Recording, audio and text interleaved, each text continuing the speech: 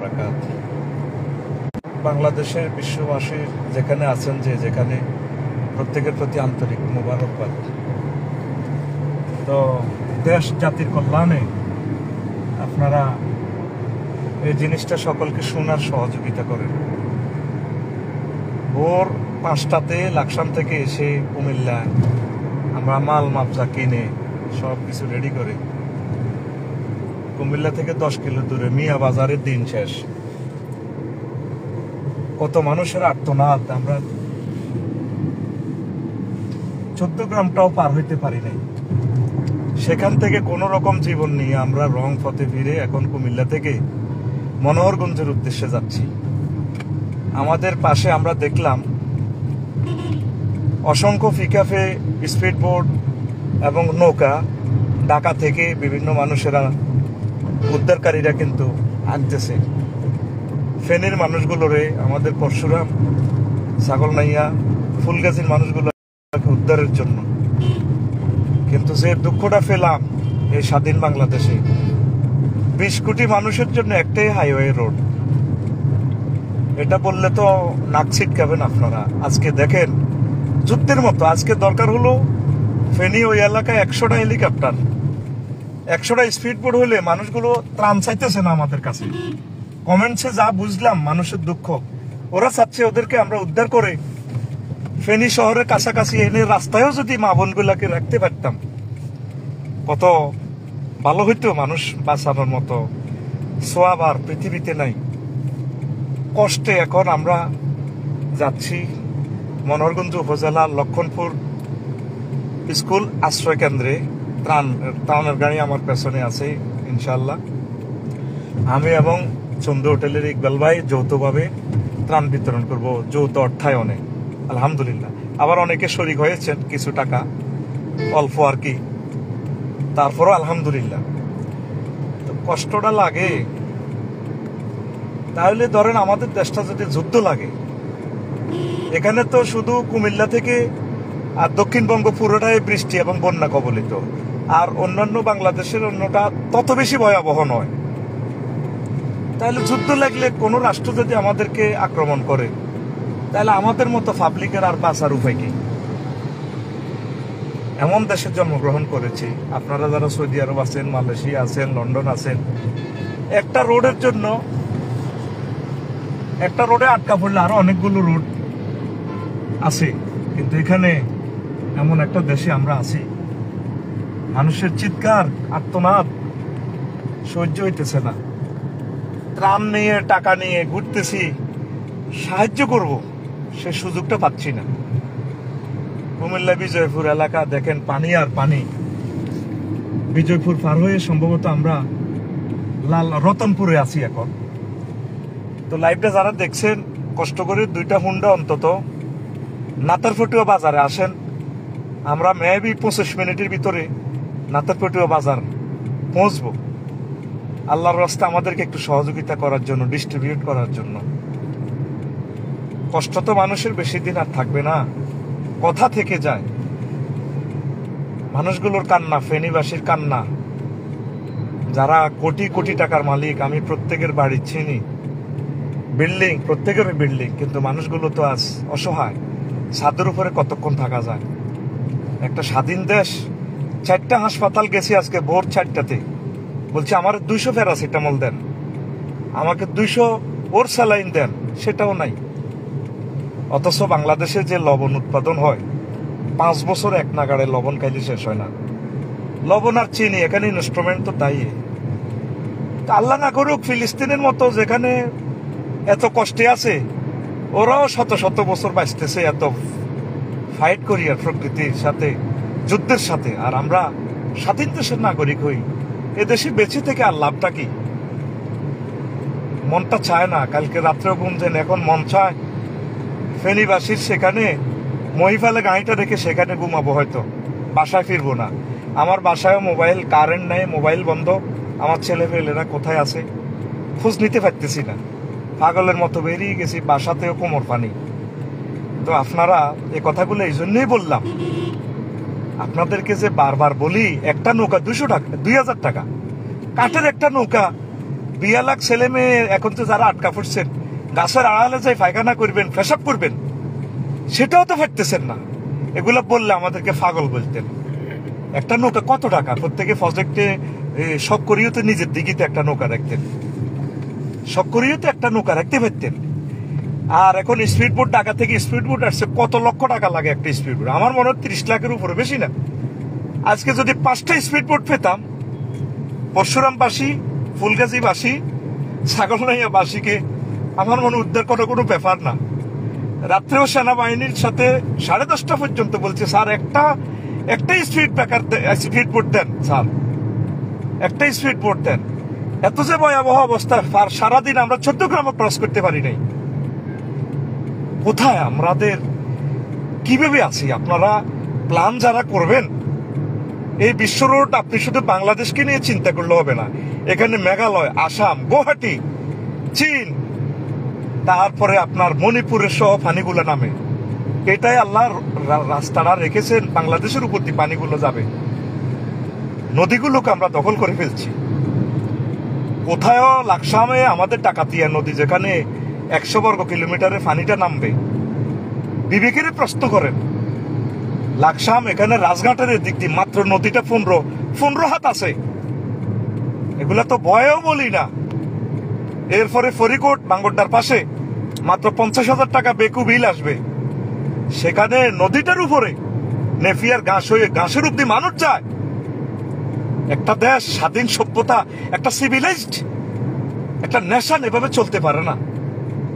আসলে প্রিয় ছাত্র বন্ধুরা, তোমরা দেশটাকে একটু গড়ো। কষ্ট লাগে দেশটার প্রতি।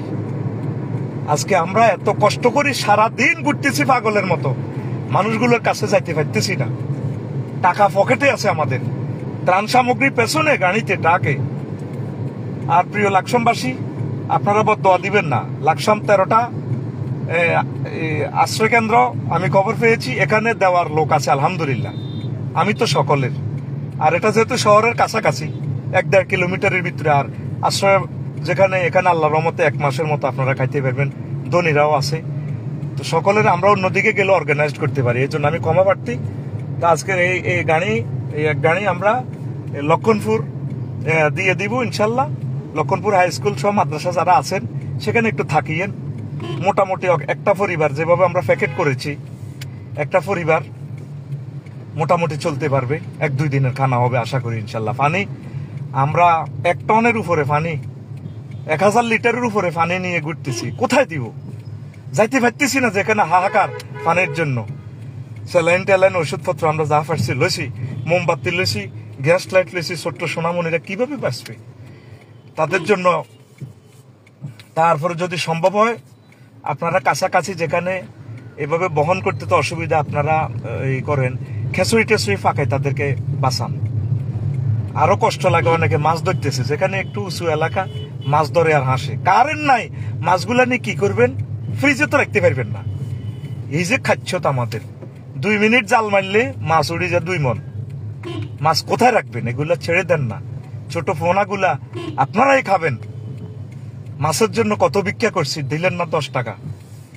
আল্লাহর কাছে কাঁদছি, আল্লাহ নদীগুলো আর শূন্য, পাখিরে খাইবার মতো মাছ নাই।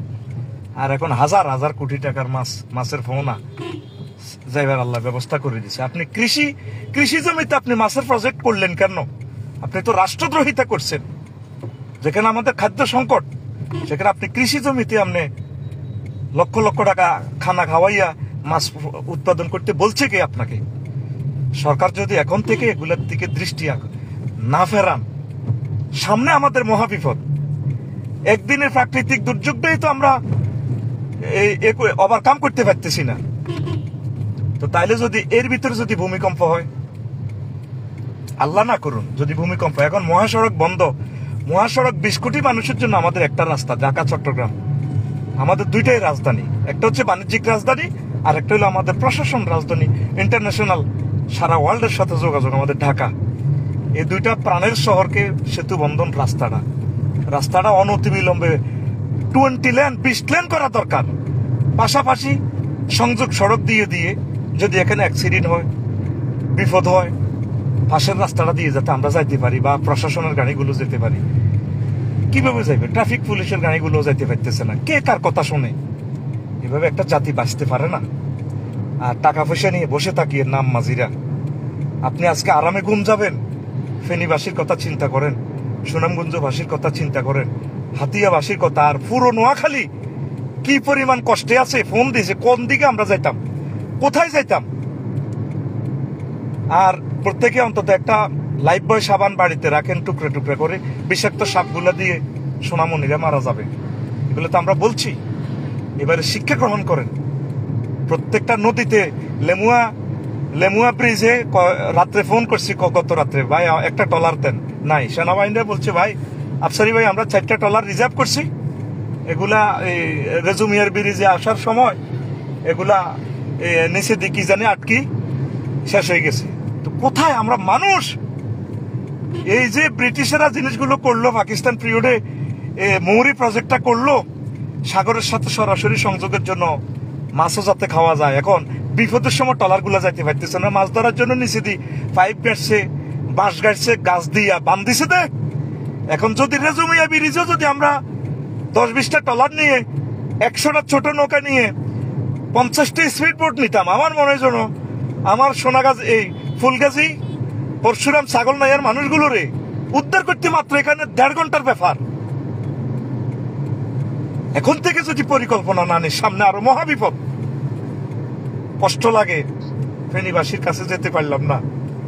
তা আপনারা অন্তত নাতার ফটো 1টা বা 2টা হুন্ডা, আমার 2টা কলিজার টুকরা আসেন, আমাদেরকে একটু সঠিক জায়গায় সাহায্যটা যাতে আমরা দিতে পারি। আর মাছগুলা ধরিয়েন না, ওই দেখেন মাছ ধরের আল্লাহর বান্দারা একদিকে কাঁদে, ওই আরেকদিকে হাসে। মাছ ধরি দিতে বাইত নিব, মাছের গন্ধে মাছের ফুক পড়ি ডায়রিয়া মরব সবটি। খবর আছে? পানি আর পানি, হয়তো 2-1 গ্রাম আল্লাহ একটু করছে, এরা যাতে সাহায্য পৌঁছায়। তো যদি ভালো মনে করেন, লাইভটা বিশ্ববাসীকে পৌঁছান। এবার শিক্ষা নেন। নৌকা যে নদীমাতৃক দেশ, যে কোনো সময় নৌকাটার দরকার হয়।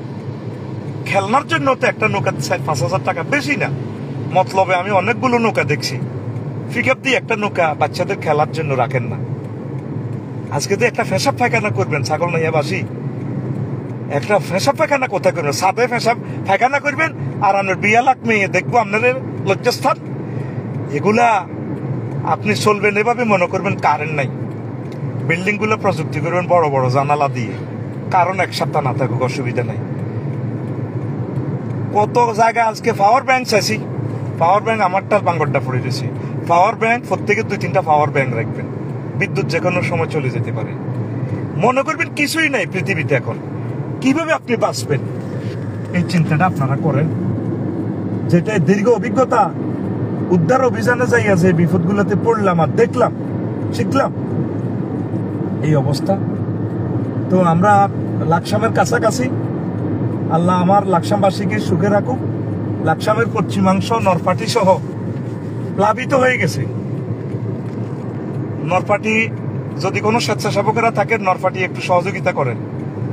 এরপরে আপনার পৌরসভার কাছাকাছি এই আপনার বিনুই প্লাস এটা এই জায়গাটা কি না গাইনের ডহরা, ওই এলাকাগুলা যেখানে বিচ্ছিন্ন বাড়িগুলো আছে, ওদের একটু খোঁজ নেন।